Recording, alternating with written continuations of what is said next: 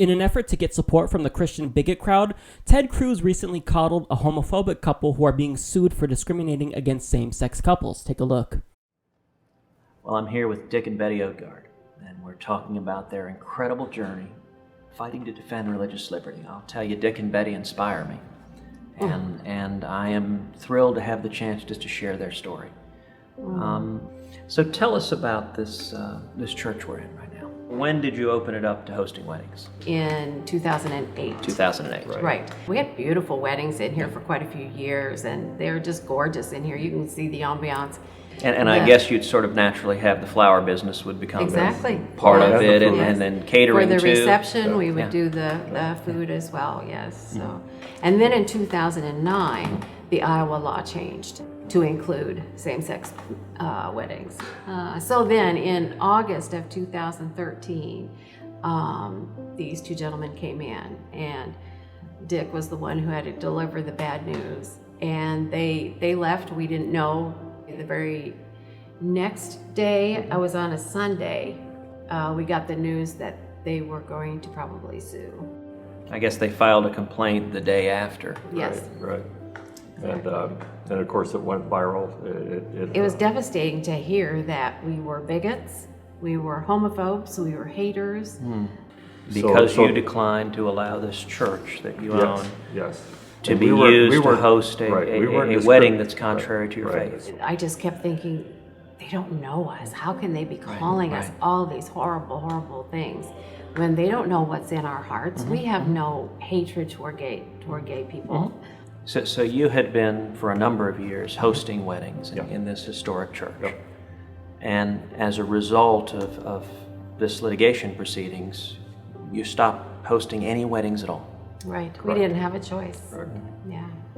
And that has been quite painful. And as a result of that, we've the business has declined. I mean, we just can't support it. So by the end of August, we'll be shutting our doors.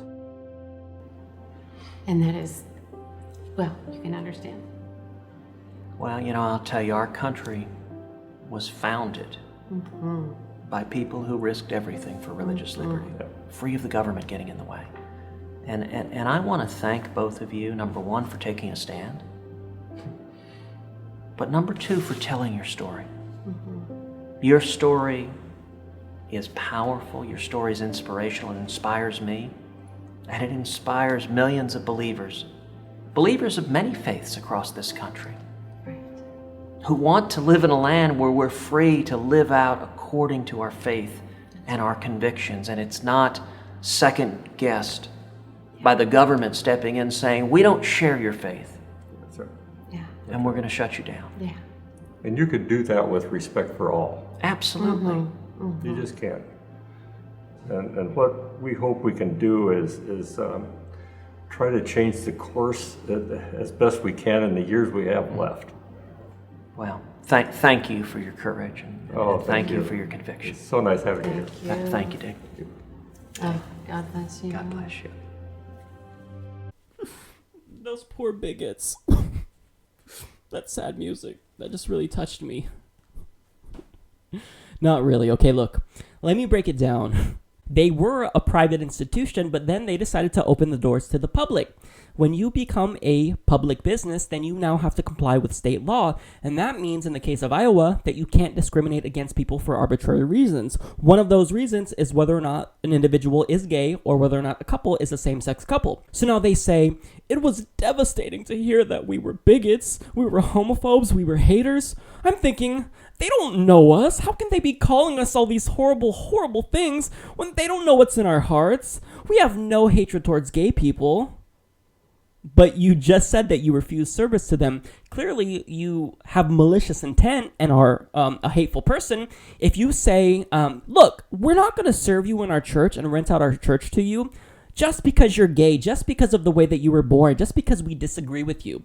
That, by definition, makes you a hateful bigot. Now, Ted Cruz responded to this by saying, well, it's because you refuse to allow this church that you own to host a wedding that's contrary to your faith.